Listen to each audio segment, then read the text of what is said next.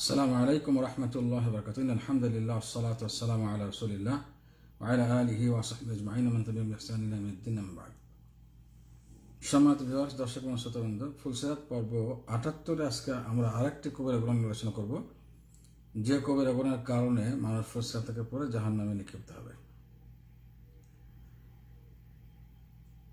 যদি আল্লাহ তাআলা ক্ষমা না করেন। সে কবিরা গুনাহটি হলো সোনা এবং চাঁদি অথবা সোনা এবং রূপার প্লেটে খাবার খাওয়া অথবা পান করা কিছু, সোনা এবং চাঁদি বা সোনা বা রূপার প্লেটে কোনো কিছু বা গ্লাসে কোনো কিছু পান করা বা ভান্ড বা পাত্রে কোনো কিছু পান করা।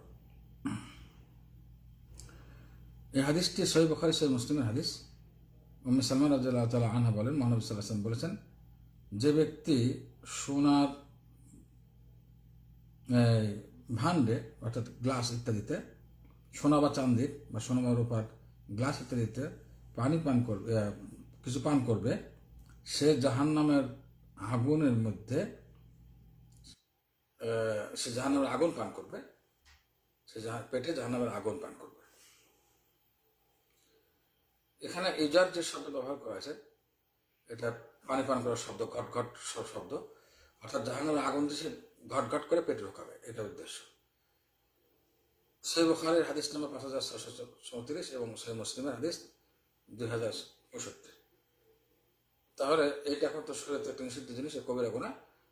এখন বলতে পারেন যে কবিরা গুনাহ কেন? কারণ কবিরা গুনাহ ওগুলোকে বলা হয় হাফেজ শামসুদ্দিন জাহাবি রাহিমাহুল্লাহ কবিরা গুনাহর আল কবায়ের কিতাবে যে সংজ্ঞা দিয়েছেন, যে কবিরা গুনাহর একটি সিমটম হলো সেখানে জাহান্নামের আগুনের ধমকি আছে, জাহান্নামের উল্লেখ আছে, জাহান্নামে যাওয়ার কথা আছে ইত্যাদি।